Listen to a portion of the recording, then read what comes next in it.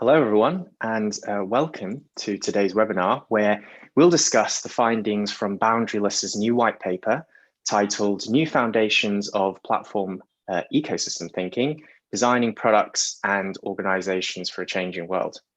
I'm Bowen Feng, the community developer at Systems Innovation, and co-hosting today's discussion, we also have Daniel Galowski, who is the Systems Innovation Munich Hub Lead.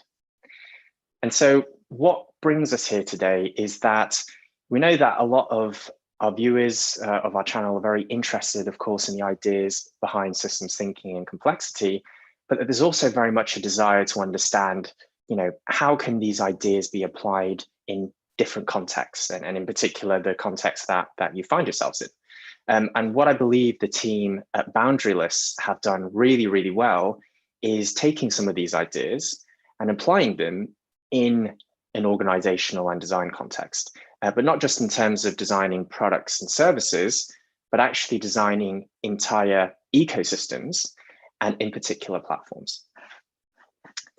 And so they've recently released a white paper which sheds a lot of light on the key ideas that have emerged from this kind of platform design perspective and some of the key trends and learnings that they've gained since releasing their first white paper, or the last white paper on this topic, which was in 2016.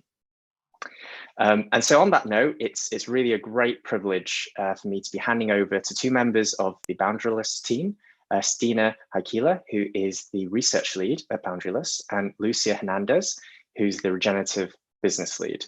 And so a big thank you to both of you for joining us today. And on that note, I'll hand over to you, and whenever you're ready, you can start sharing your screen. Thank you, System Innovation, for having us here. It's a pleasure to share with you, our findings and everything that we do with Boundaryless. Stina, do you want to say something? I resonate. Thank you for the invitation, and we will talk you through both the practical and the theory. So I think hopefully we will answer to a wide range of expectations. Brilliant. So Thank you very much. I can start sharing my screen so we can go ahead with the presentation. Basically, we wanted to start with who we are. Who is Boundaryless? What is doing Boundaryless? Boundaryless, at the end, is the company behind Platform Design Toolkit, and that is a methodology in order to apply platform ecosystem strategies and other methodologies that we are developing based on our research and the work that we are doing with companies. Our mission is basically to explore the future of organizing and business model innovation by creating open source tools and delivering workshops, training, and advisory services to individuals, communities, and public and private organizations. Our methodologies are based on lean and system thinking. So I think that is very related. What we do, basically, we design tools, methodologies, frameworks, languages to help organizations transition and build the capabilities to embrace platform ecosystem thinking.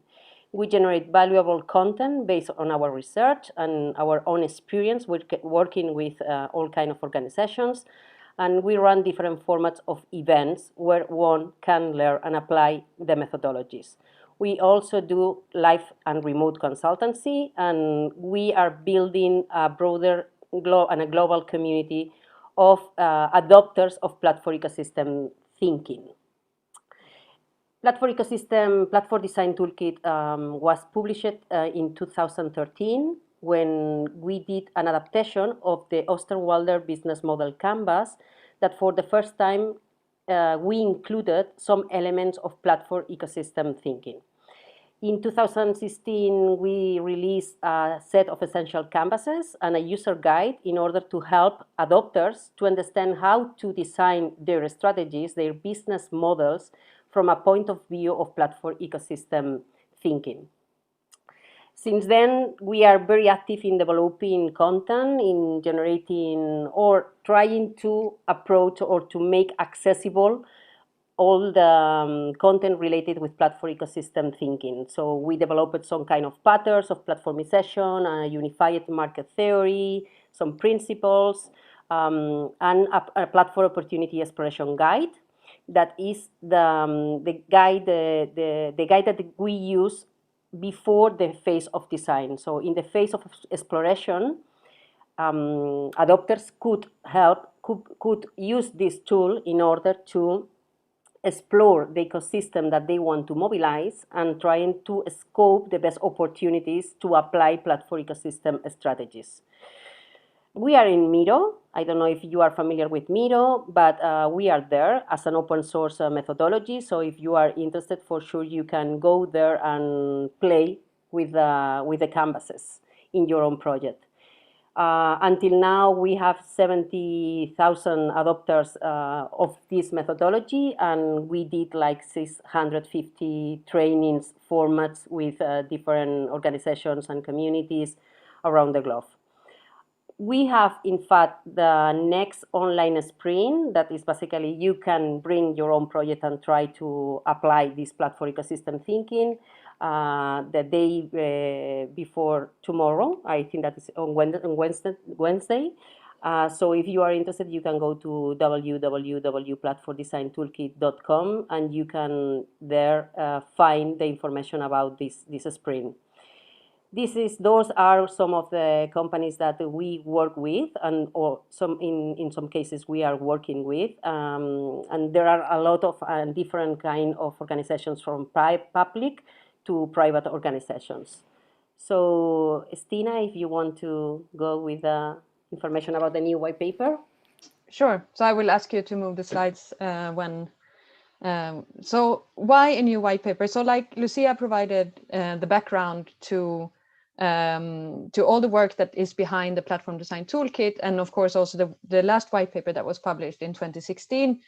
And as we know, and as I think many have felt, particularly also this year, the world and the context in which we operate, both as organizations, businesses, whatever, have changed and evolved widely. And as Lucia also mentioned, the methodology has been adapted very widely by many different organizations and has really become an established methodology. And now we feel like it's time to provide some new foundations and make some more updates to really reflect these systems shifts that we are witnessing. So that's what we are doing in the new foundations on platform ecosystem thinking, the new white paper. And we also want to mention that we have a new toolkit that you might not have seen yet, because most of you would probably know us through the Platform Design Toolkit. But this is called the Entrepreneurial Ecosystem Enabling Organization Toolkit. So something to really practice to pronounce many times over. That you will see when I go more into the contents of the white paper, why this is relevant and why we are exploring this at the moment. So if you have already peeked into the white paper, or if you are going to rush to do so after the presentation, you will find that we are framing the overarching frame of the different theses that we put forward in the paper around a framework that is called the No More and the Not Yet. And we draw this from an interview that we did with Lisa Gansky, who is also one of our co-founders and long-term advisors. And it essentially means that we can see that parts of how we used to organize, the institutions that we used to rely on, and the way we used to even see the world is starting to fade somehow. And yet, the not yet side, as she put it, it's the part that we can see if we only squint. So it's almost like an unclear picture at the moment. We don't really know what is coming next, but we have some different hints, and we'll talk about that throughout the presentation. So I think you can move on. So just a little briefly about the journey. When we launched this research around January this year, there were several projects that we launched in parallel. So one was a podcast, which you can also find on our website, and it's quite exciting. We have even a new season now, so I think we probably have 26 different interviews that we have published, and we also publish all the transcripts, so you can find a lot of information there. We also decided to publish regular research updates, and case studies, some of which we published if we were allowed to do so. We published them on our YouTube channel. So there's a lot of materials that you can find.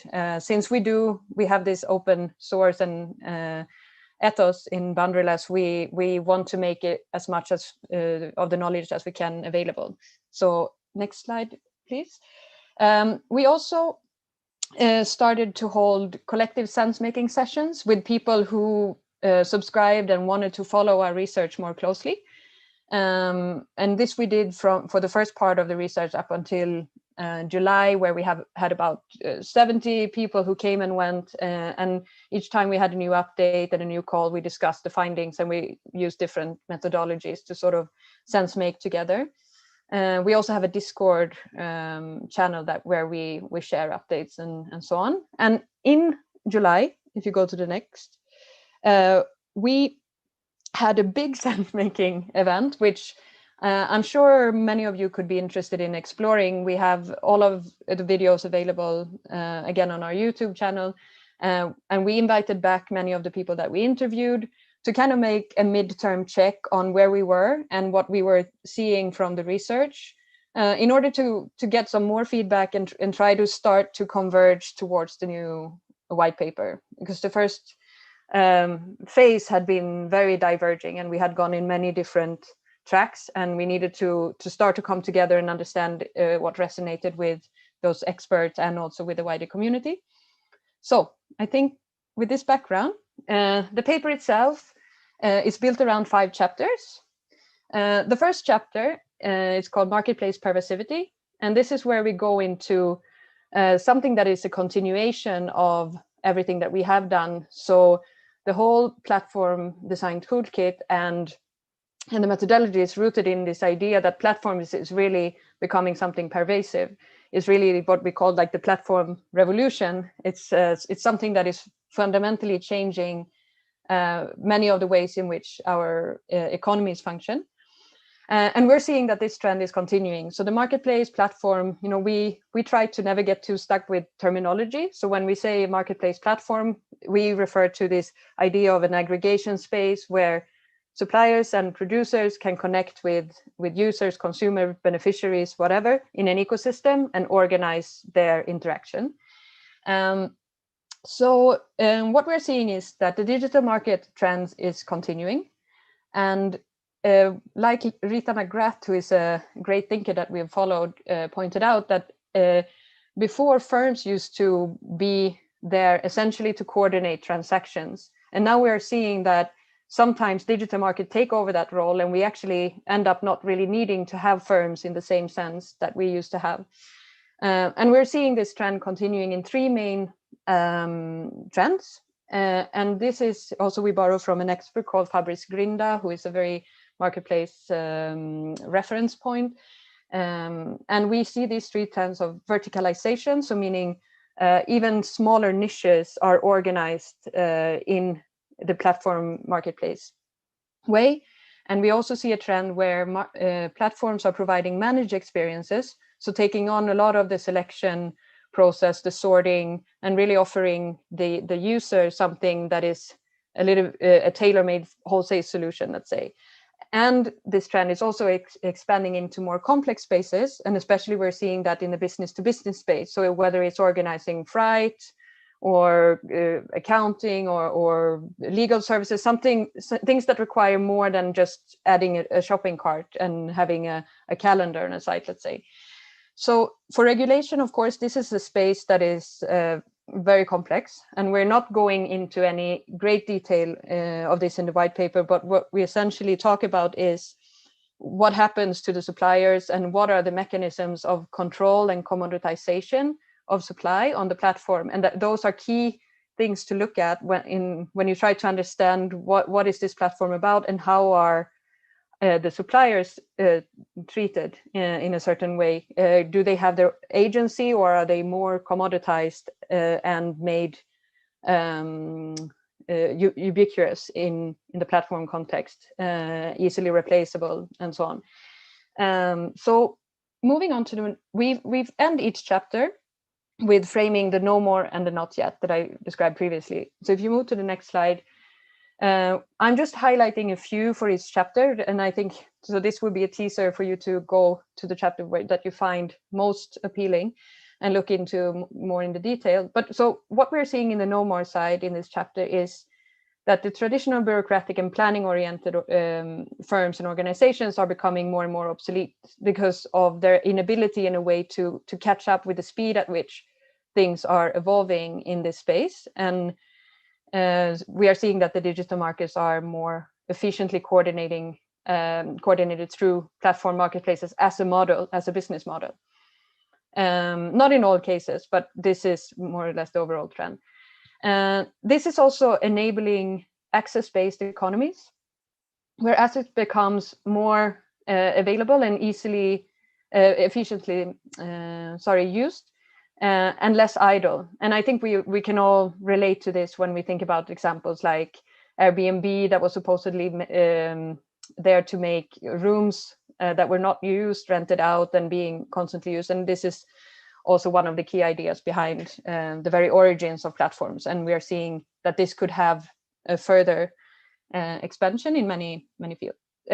So the second chapter is more or less providing a backdrop picture. And I think this is something that for sure this community will be very expert about. And we see a lot of resonance across our social media channels as well in terms of references and frameworks. So there's probably no need to explain so much what we are seeing in the global risk landscape. The global risks are becoming increasingly complex and interconnected.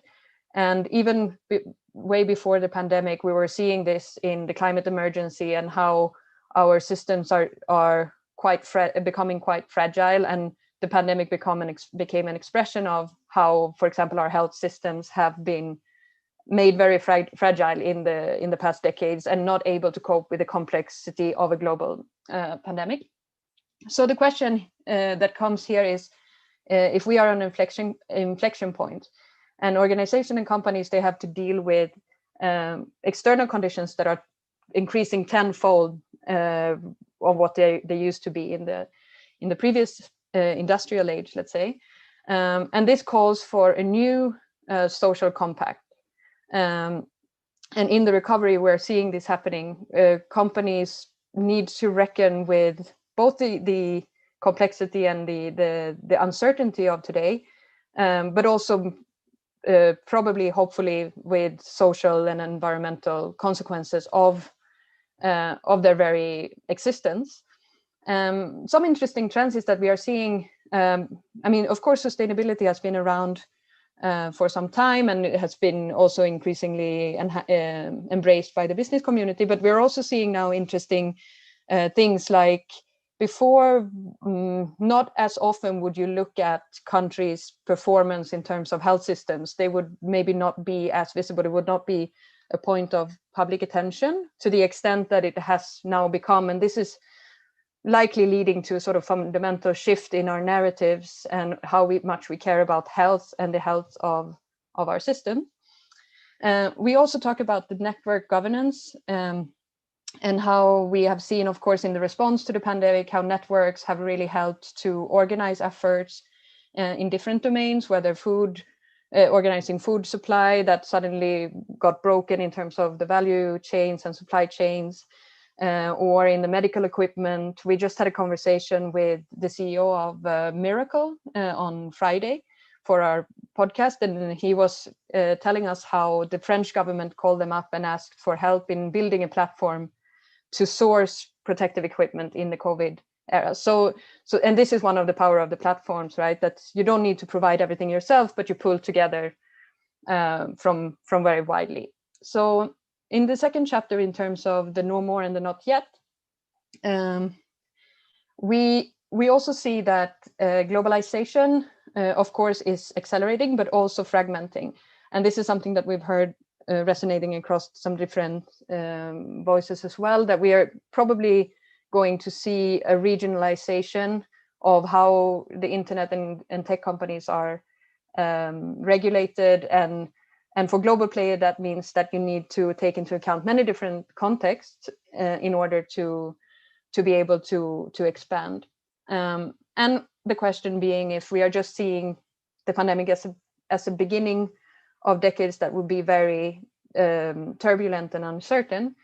So of course, when we look at the not yet side, organizations need to become more complexity friendly and able to deal with the volatile, uncertain, and complex and ambiguous environment. And this is a little bit abstract, but what we are seeing, exploring in this chapter is this idea that the inherent morality of interconnectedness underlines the thesis of entanglement. So a lot of jargon here, but what we essentially mean is by talking to different experts and reading about that the very outlook of the world as something interconnected means that you can no longer think in terms of silos and disciplines that we have done for a long time in the industrial economy. But if you really think about humans, natural environment, and technology, and everything as integrated, it means a different way to act. And so this is something that we explored with, for example, with Indy Johar, who was the one who said that it's an inherent morality. So if you adopt this thinking and this mindset, you don't need to have a corporate social responsibility added on top, because it will be inherent in the way that you act in the world. So for the third chapter, we go into the organizational design, and this comes back to the new toolkit that we pointed to earlier. And we talk about the entrepreneurial ecosystem enabling organization. The 3EO, I think, would be the new name for this. And the idea here is that in order for organizations to be able to cope with this complex world that we just talked about, it's very difficult to do that with a pipeline model. So the organization itself has to be turned into a more networked and a more ecosystemic organization in order to be able to resonate with the complexity of the surrounding systems. And this is where we also draw on some complexity theories like Ashby's law of requisite variety, that the inside of an organism needs to have as much diversity as the surroundings. And this is sort of underlying this idea that our organizations also internally need to be increasingly unbundled and built in a network of small units that we call micro-entrepreneurial units in this context, who can focus on many different fronts simultaneously. So in the no more not yet side, we can, I just wanted to pull this one out, and it's more related to companies, but of course we can think that this could apply also in different contexts. But it's moving away from the one firm, one market, or the one firm addressing many markets toward something more ecosystemic. So many firms, many markets, but which might still be part of the same entrepreneurial ecosystem enabling organization, which takes a different shape, which is shaped around small units that can easily reconfigure around new problems to be solved, as opposed to being bounded by boundaries. So you can clearly understand why we think that this boundaryless model is interesting. Fourth chapter goes into incoming technological trends, and it's quite technical in that sense that we really talk about how artificial intelligence and machine learning and crypto and other technological trends, how we think that these will influence the platform, marketplace, and organizational evolution outlined in the first part of the paper. So in terms of the AI and machine learning aspects, we see a nuanced picture there, but essentially we were talking before about the commoditized supply. And of course, AI will have to some extent the power to continue to drive commoditization. And some simple jobs will even be able to be entirely probably replaced by machines, by automation. Whereas on the other side of the spectrum, for more complex tasks that still require the analytic ability that humans have, AI can be a booster or can help to make even more sort of powerful some of the superstar producers on a platform. So we are seeing this nuanced impact of the AI. And on the platform side, it would also have impacts like, for example, helping to ensure transactional integrity by being able to detect things, anomalies and fraud, and so on. And in terms of the crypto trends, we are looking at that from the point of view of being mainly from tokenization, and essentially how crypto and tokenization can help to build new governance systems. And I'm a little bit of a layman in this space. I'm not claiming to be an expert in crypto, but what is interesting is that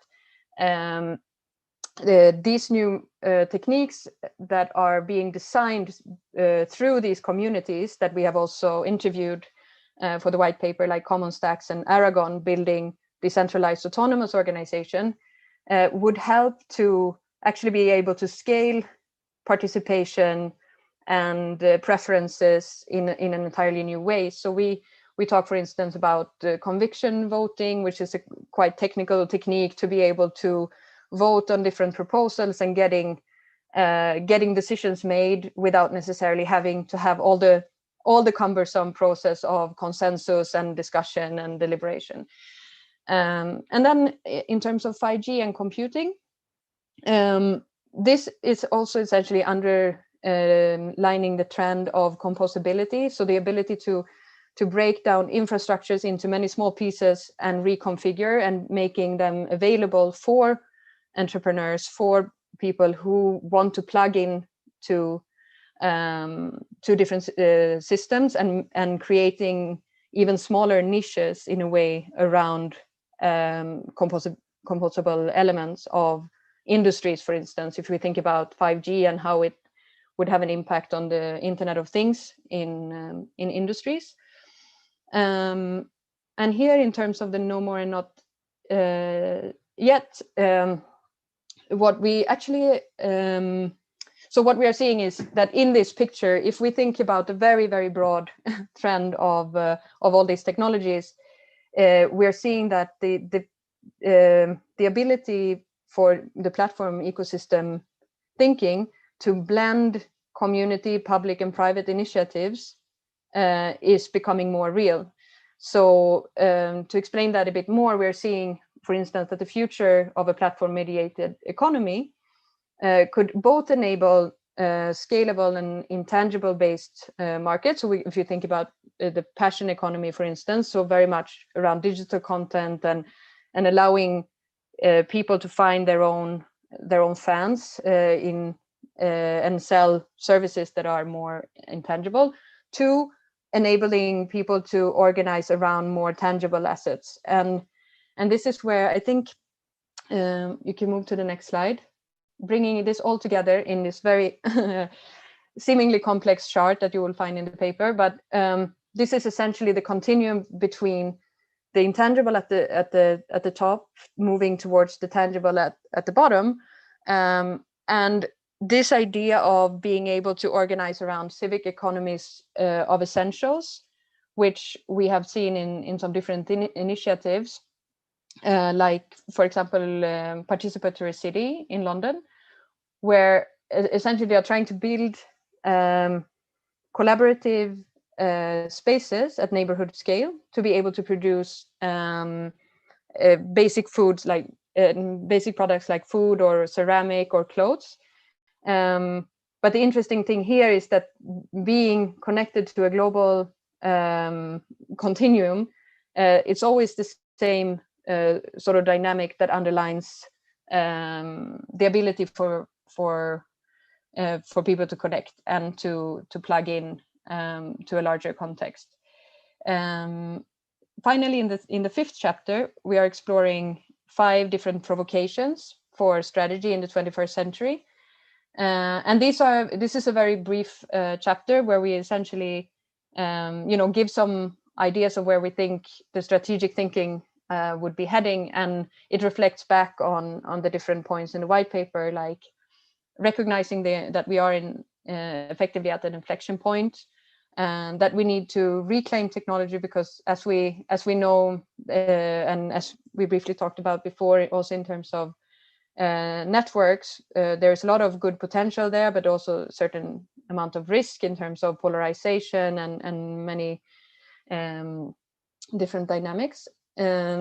Also, we need to think in terms of entanglement with the landscape and communities, like previously mentioned, and to embrace the human of this transition, and to really think, what is the role of the human? If we see continued trends of commoditization, if we see that the economy is moving in this direction, and technology will help us to even further trigger this, how do we create the space for the ingenuity of humans, like Martin Reeves put it in our interview with him.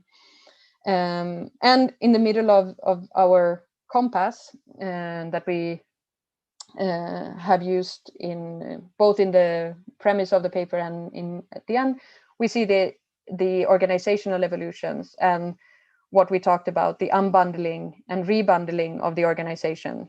So the ability to break things down into small parts and to make new constellations around problems that appear. That's it for the key highlights from the paper. I think I also had some points of what's next. So I already mentioned that we, based on all this theory and all these hypotheses, now is the time that we will go towards building new tools to prototype. We also are now working on updating the platform opportunity exploration guide in light of these new findings. And we want to continue with our collective sense-making experiments with the calls, and also develop a pedagogy that would make it easier to onboard on these different issues.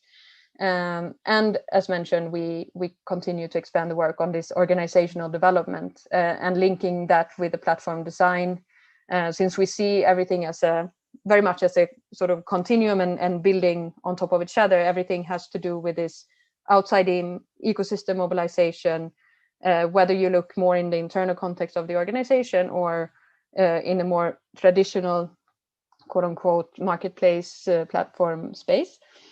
I think Lucia already mentioned, this was first. So on Friday, we actually have another panel that we are organizing. And we have some really nice panelists that we will discuss more in depth this idea of the organizational adaptation to the surrounding landscape. So you can tune into that if you want. And I think Lucia mentioned this week, but I had put here that next year we also have a Platform Design Toolkit Bootcamp online. If someone is interested in really getting from the beginning to end with the methodology and really become a ninja in applying it to the context that you're interested in. And finally, we want to just give a recognition to our sponsor for the white paper, and of course everyone. We did a crowd sale, and we are very grateful for everyone that put their trust in us and supported the work. So thank you very much. I think I don't know how long I took, but I hope it was okay. Yeah, thank you very, very much for that, Stina and Lisa. I think, you know, maybe I'm a little bit biased because I come from a management background. I studied management undergrad and master's level, and I've worked in kind of different types of organizational environments. And you know, I think I can probably speak on behalf of quite a few other listeners when we say that a lot of, you know, what you've described in the white paper in terms of the trends that are shaping the environments that, you know, we ourselves find ourselves in, and also our organizations, that it resonates on many levels. And I think, you know, to not only, but to have the language of articulating what's happening and having this in such a kind of a coherent and synthesized form, I think is hugely valuable. So I think what you guys have produced here and what you continue to produce on the platform is a big contribution. So thanks for that.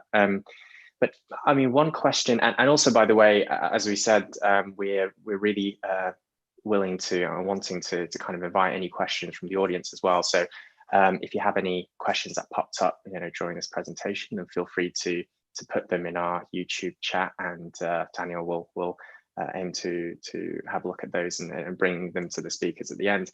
But one kind of question that came to mind was, you talk about this changing environment. A lot of the way that our organizations have been structured have been kind of a byproduct of how things were, right? Of course. And but really this context is changing. And I wanted to ask, what types of organizations or industries would you say would be kind of most impacted by some of these trends that you've talked about? And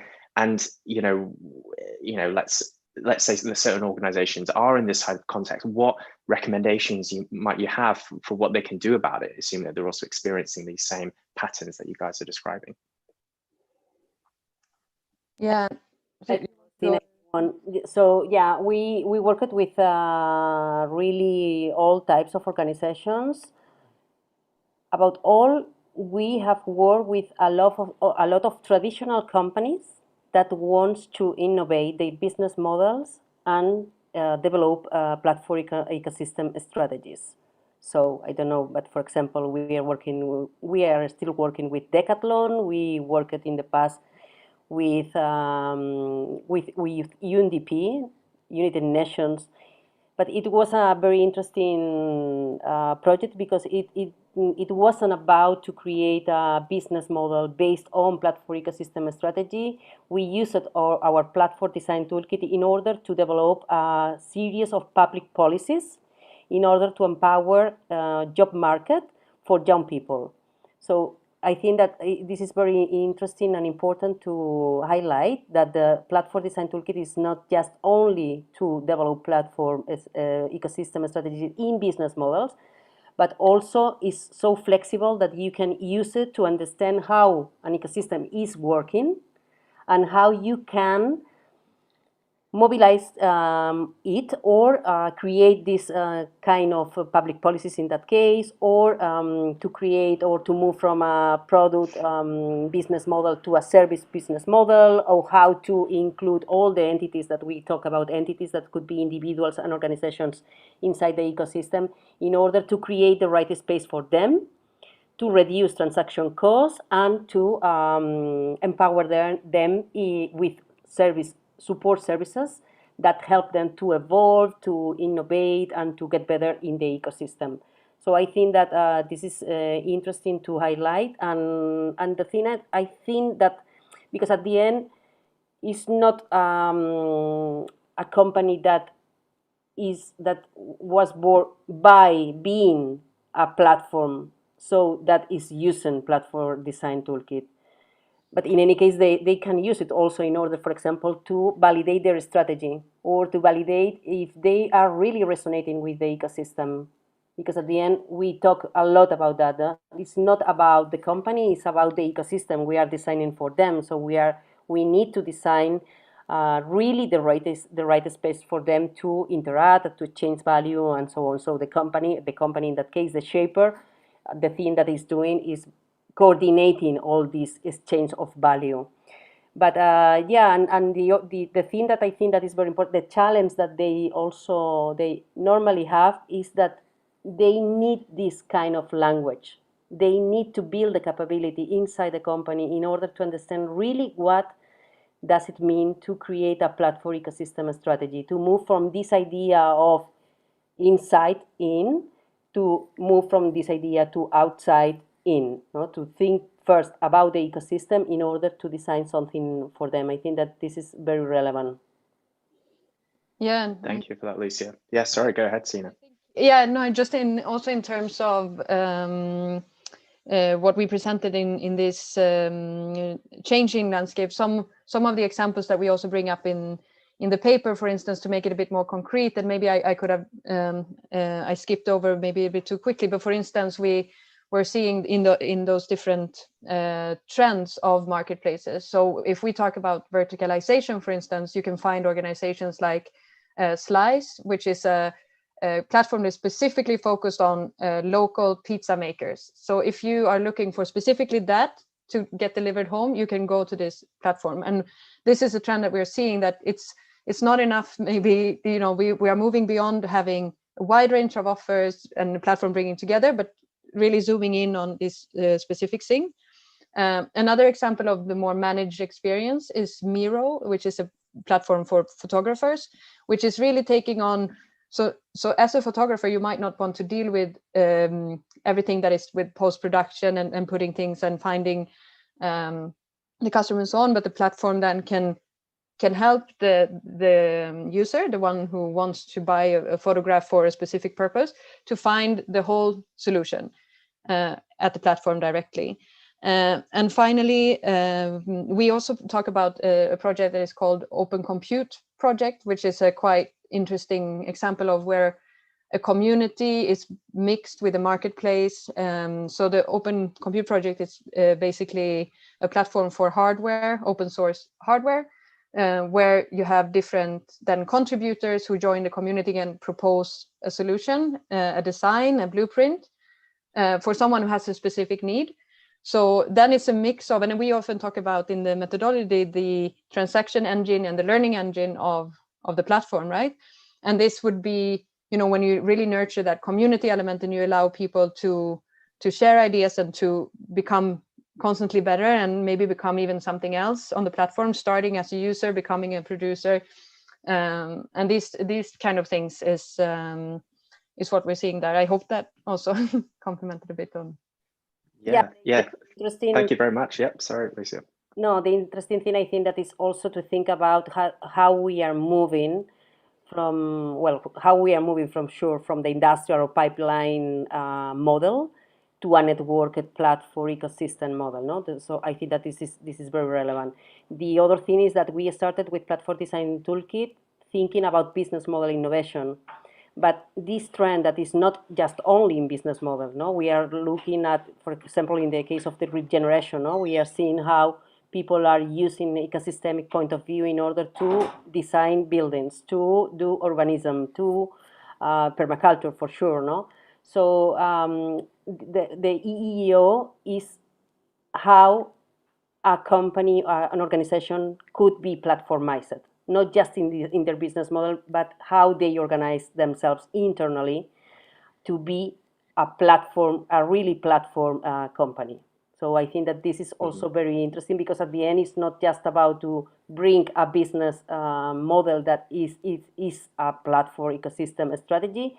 It's also becoming a platform in order to face all this complexity that we are facing. Yeah, thank you very much for that. And one thing I really enjoyed from both your responses and Lucia, it seems like you're really saying that part of the value in this is that it's providing a way of viewing, a lens from which you can view and help to make sense of what's around you and some of the difficulties and the tensions and the opportunities that might lie in these changes, and that they are kind of like general principles that apply in certain contexts and can help you make sense of it and act in these, and that this is very it can apply in many different contexts, as you say. And Stina, I really enjoyed your examples of where it seems like I know you guys talk a lot about the unbundling of the organization. It's kind of like overall the value is this. Does it have to be from a like the pipeline model that you say, it could be a platform facilitating the connections for the nodes to kind of provide that between themselves. And so that kind of brings me, I guess, to the next question of what types, I guess you've already talked about this, but what are some characteristics that you've seen of organizations that are really well adapted to this new context? And I guess you have talked about examples. I was going to ask for some examples, but let's say that somebody is in a large organization and they want to say, okay, I really kind of agree, that I'm really feeling the same things, but where do I go from here? What kind of advice and guidance would you kind of provide in that context? Of course, going to your website and looking at your content is a good starting point. Yeah, I think if I can go first, Lucia, I think if we're going into a bit more the context of the entrepreneurial ecosystem enabling organizations, looking at those incumbents, what we have largely explored is a company in China called Hire. It's a white goods company that has been studied by many different scholars, and is a very interesting organizational model. And they have decided to really structure around a sort of radical user-drivenness and creating micro-enterprises that are part of an internal ecosystem of different solution providers, or that you could see. So they have different types of micro-enterprises, some that are solution-oriented, some that are experience-oriented, and they bring it together through different artifacts like shared platforms that everyone can use, industry platforms that deal more with the manufacturing element, and finally also having some, like you were mentioning, principles. So having some what we could call architecting principles that come more from the board of directors, let's say, architecting the organization in a way that people know which is the overall direction, but each micro enterprise would be responsible for setting their own strategy, for instance.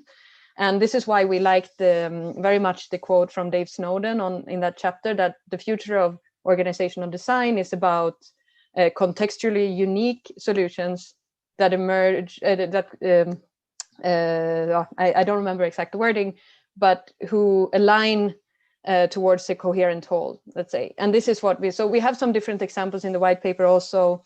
For example, one company that we interviewed was Zappos, and that you might be familiar with, and who have similarly to Hire created a model where you have very independent internal units. And they actually talked about becoming more like a city. So a city is built on diversity. So similarly, they want to mirror that in their organization because they know how that fosters innovation. And a third example is Buurtzorg, which is a company in the Netherlands who have followed also this idea of having small teams who are very autonomous. And this is nurses who deal with specific geographic areas. And they have developed some key metrics that go beyond just the profit and loss, but actually saying that you have to spend, I think it's maybe, if it's between 60 and 90%, I don't remember exactly, the time has to be spent with care with the patients. And if you don't achieve that, that means that you are becoming too bureaucratic. So this is helped by technology. They have something called Buurtzorg Web, which help all these teams of nurses to organize more effectively, and overcoming having to have too many layers of hierarchy that then prevents people from actually doing what they want to do and what the organization is designed to do. So this is, I think, some of the very interesting aspects of this evolution. Yeah. Thank you very much. Yeah, and Lucia, sorry, did you have something to add to that? No, just thinking about platforms in general, So the examples that put Stina are wonderful in order to understand how they can become more resilient. So in general, platforms are more efficient and are more resilient as well, right? Because at the end, for example, if we think about during this moment of crisis, the difference between Airbnb or an hotel chain with very heavy assets that they can just face this crisis, right? In the case of Airbnb, because they don't own anything of the assets that they have on the platform, for sure that they can be more resilient and also more agile in the to be innovative and to go ahead and to diversify and everything. So, but in the case of the organizations as a platform, those that Stina put in as examples are very, very interesting. And we can also add that actually Boundaryless itself, we are following this evolution and reorganizing ourselves internally. So as you've seen, we have different offerings, we have different activities going on, and we're now in a process where we're aligning this with such a model. So trying to make more autonomous units around our different offerings, and while having a shared sort of service structure in the I wouldn't say in the center, because that would be contradictory to the whole idea, but you see the point. Yeah, totally. Thanks. And, those examples that you mentioned have definitely come on my radar in the past. And, I've looked at some of the organizational models there, and I do find it very inspiring that, the different examples that you've talked of seem to have taken in particular, a few of the principles and really taken it to in a way, an extreme. And even as, obviously not every organization will be able to do exactly as these guys have, but it's a very interesting, case study as they are, of what are some of the emergent outcomes when you start to embody some of these principles. Brilliant, and thank you so much. And on that note, if I could pass over to you, Daniel, if you wanted to ask any questions of your own based on what was discussed, and any questions from the audience. Right, there is one high level, very complex, but also super interesting question from Mark Winter. So it's also a question to you, Bowen, and he's asking if there's any research done in combining different networks. For example, AI, blockchain, social networks, dynamic, adaptive networks, hypergraphs, etc., as one coherent framework. And he's also writing because even though they belong to complexity science, they have very different ontologies and understanding of the world. So out of your experience, do you know something about that? I really don't know anything about that. I think that maybe a good idea is to look at the more macro trends. So we are seeing all these macro trends because we are living in this really, as I read from Michelle Bowens, this is not a moment of change, this is a time of change. This is a change of time, right? And we are like evolving in a way that it will be for sure more ecosystemic and more close to the to nature at the end. So blockchains, all these kind of technologies and networked tools, if we can call it like this, for sure are going to help the transition in order to have this. I think that, for example, something that is very interesting is what Stina commented also about the contextualized.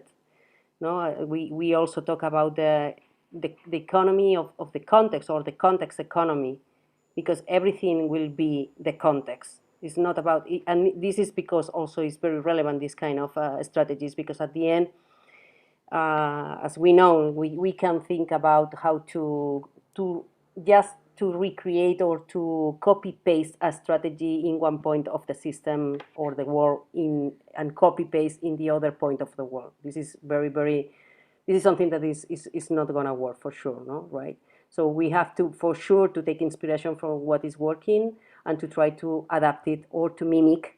That is a very more interesting, I think, that word, in order to mimic this kind of approaches to the context, to the place where it's going to be developed, and and all that. I think that is part of this global macro trend that is happening. Yeah, I think it's if I can complement also. So we were talking about Hire, right, the white goods company, and they are actually internally also using blockchain to make smart contracts when they. So I don't want to go into the rabbit hole of too much details, but these micro enterprises, they bid for being the providers of a solution in within that organizational model of Hire, and they have to reach certain objectives that are set, and this is managed through a smart contracting. So I know it's sidestepping, it's a bit zooming in on that question because it's not connecting networks, but just to say why we are also very fascinated by that model, because even if you can be more or less interested in that industry, is a very interesting evolution. And then another example that we bring up, I don't want to say example, but what we raise in the white paper is also holochain. And I don't know if you guys are familiar with it, or the person who asked the question, but it's in terms of thinking, again, I'm not sort of the go-to person surely for this topic, but it's a very interesting initiative or project or organization, what you want to say, to to develop a new type of internet, I would say. And that seems to be going in the direction of that question, like how do we create new networks that maybe are not necessarily as influenced by the main dominating platforms and actors in this space. And for this, I think initiatives like Holochain, and if you go and look online on a bit more in detail or read the example that we left in the white paper, it's a way of creating something what their chief architect called unenclosable carriers.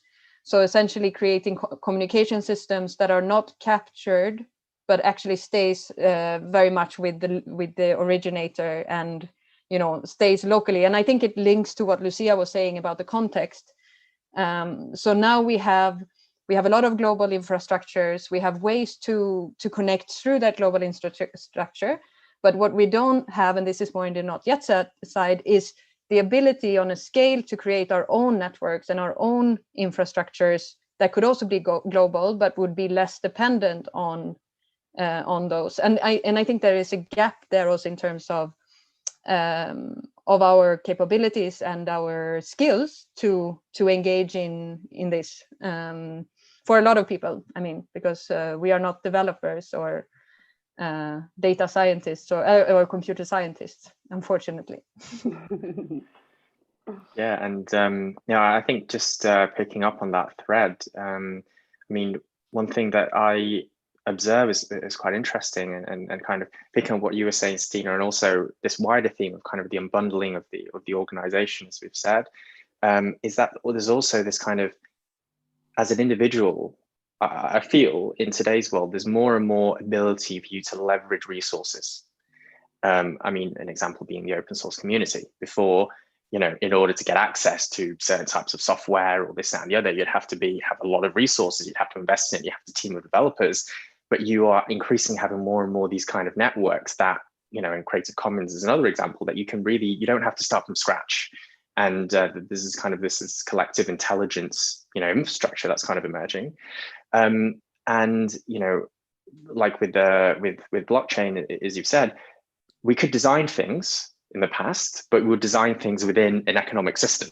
But actually, blockchain is kind of, and I think he used a quote earlier, was it in the Johar or someone, I can't remember now, but who said that, now the economy is now something that can also be an object of design. And, I'm not sure if this is a trend, but that's something interesting. And, we can create coherent frameworks, you can spot patterns, but at the same time, I think a lot of things are in essence emergent, and to kind of predict exactly where these things will go is difficult, but you can at least look at, here are some patterns, and you can make some conclusions based on a high level based on those patterns.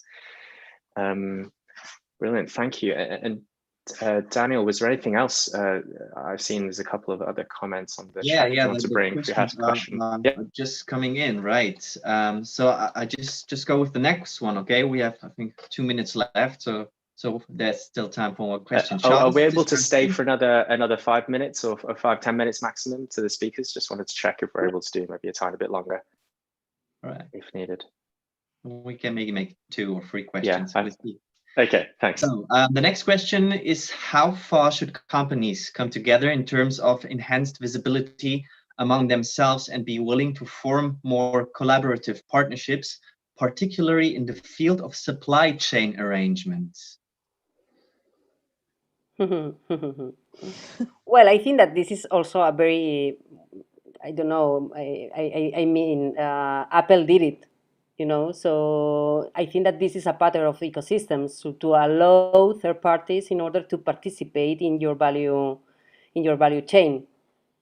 And this is something that is also blurring, because at the end, host from Airbnb is generating value inside the ecosystem, but he is not an employee.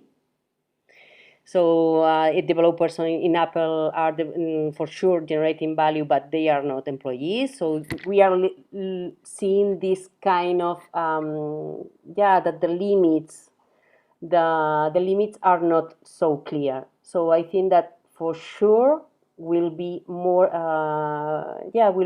collaborative agreements in order to create these value chains that is also a kind of well, thinking in a traditional way also, no? Because value chain could be also like separated parts. So we have to really embrace this idea of a circularity, no? Something that in an ecosystem is more circular, is more embedded, is more natural, is more organic. So because it's more organic also, for sure that one company could do everything. So we will need the collaboration as a I would say as a radical collaboration in order to face the complexity that we are facing.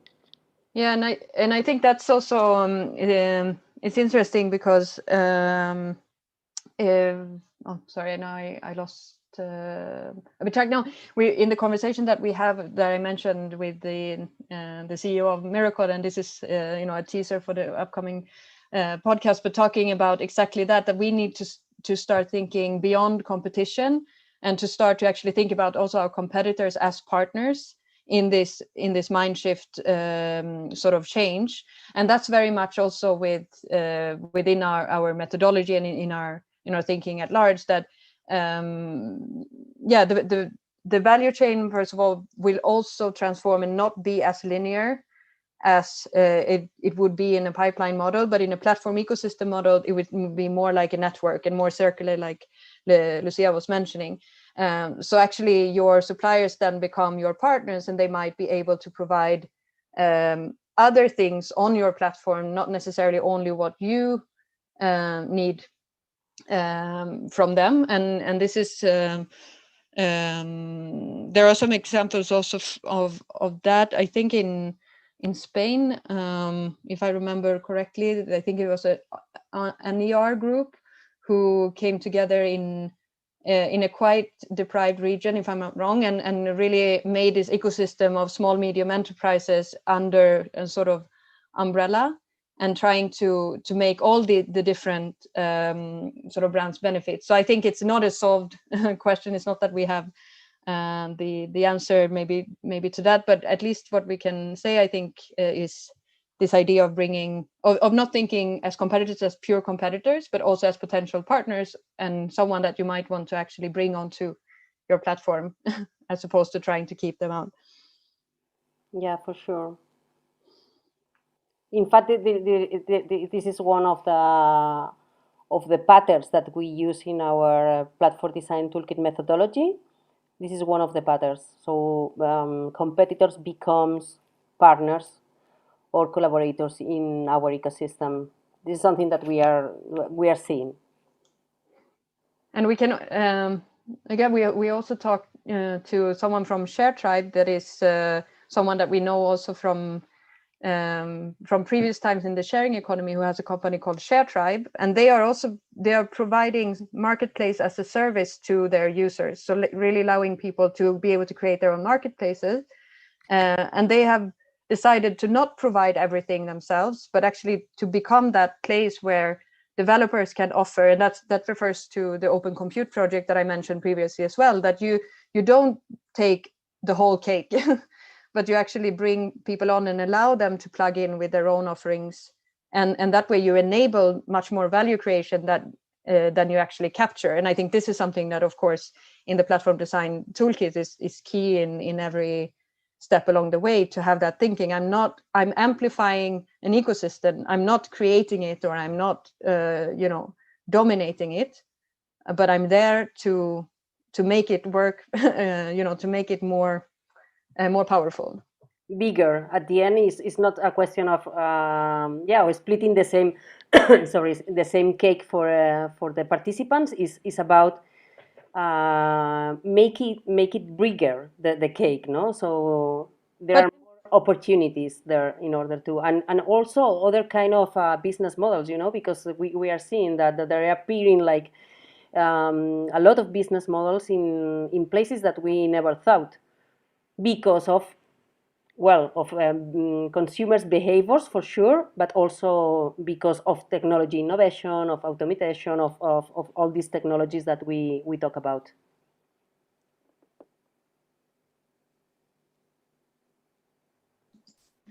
Thanks. And Was there one more question, say, that you wanted to, if we have time? If we have I'm aware time, there's yeah, a few, last so. one. I mean, there are 3 left, and I would play the dictator now and just choose one I figure out to be the most interesting for now for the community, maybe, or from my point of view. The question is, well, first of all, great presentations, what is saying, and also for a big global fast fashion retailer that works very much at a traditional structure. So I think he meant like without platform, but also realistically, how long time does it take to make this transition head to toe from a traditional structure to a platform structure? Do you have some experiences in mind? Alive directly. No, but for example, in the case of Hire, I think that they started when, Stina? I think it's been a long journey, maybe 30 years or so, but I think maybe you, in terms of the platform experience, I think maybe you can talk about some examples that you've worked with. Yeah, for example, no, in the case of platform experience, I think that, you know what, at the end it's a question of starting. It's a question of you look or you feel or you resonate with this kind of thinking. So you start to explore and to experiment. Is there when you really learn how to do it, iterate, and go ahead. So it depends on the company. It depends on the energy and the resources that you put inside the transition in order to happen. There are companies that we work with that they are doing in 1 year. They are companies that they never did. They are companies, so they are companies that took more time because the structure need more time in order to do it. So I would say that is a question of of starting and trying to learn the most in order to apply it to your own business models and strategies. Yeah, and I think it's what you said there is that what we've seen again and again is that the language that Bowen mentioned also at the start of the conversation. Of course, it takes a little bit of time for the whole organization to learn the language and to apply the thinking, and that therefore we tend to talk about platform evangelists. So you have to create like a kind of almost an internal movement, and that's also something that we have seen in many of the users. Right, they come back several times to with new staff to the trainings because it's sort of an effective way of planting seeds in different departments, in different parts of the organization. And for I think for the entrepreneurial ecosystem enabled organization, which is a very emergent, I think it's also going to be very individual compared to, because so Hire is a very peculiar story with a CEO who clearly is very visionary, who had this in mind, who has been very persistent, and that has been a transformation process over many years. But I think it's also changed direction over time. So it's not like they started with this end goal in mind. They have they've experimented, they have evolved, and now they are not done. They are not at the end state of their development. I think, and their CEO said that organizations should be like water, they bending around the context. So I think that's really that would be very individual depending also on the size of the company. But what Hire I think shows is that it can be done with even such a big company, which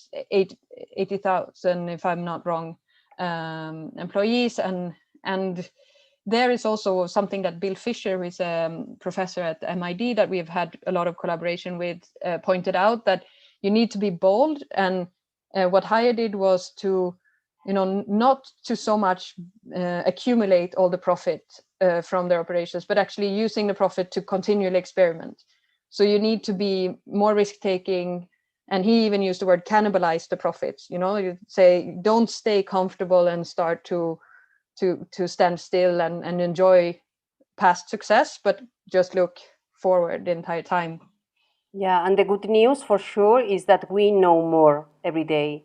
So Stina and me started, I think that 9 years ago with the sharing economy, with companies like Airbnb, BlaBlaCar, Wallapop, and whoever.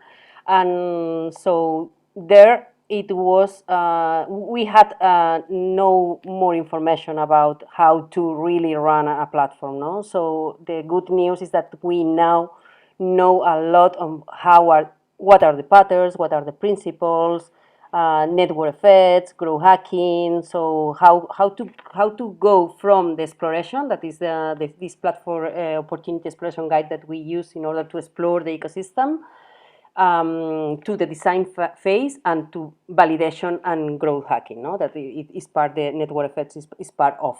So we know more. I think that we all these communities that we are involved in are putting or making accessible all this content. So more information, more learning, and yeah, more experimentation.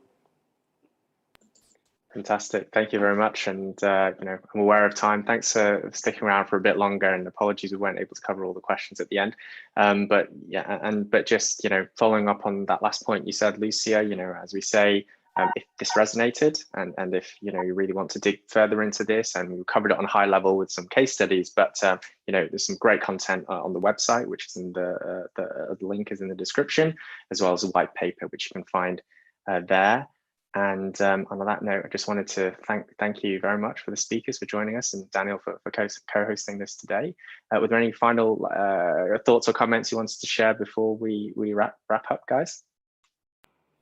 No, thank you. Thank you very much for this conversation, and see you the next time. So thank you. Yeah, same. Thank you for the invitation, and it was a great occasion. Yeah, enjoyed the discussion very much, and hope to continue these types of discussions between us, as we go along, and very much watching what you guys do with a lot of interest. So thank you, and thanks everyone for joining us at home. So have a lovely evening or rest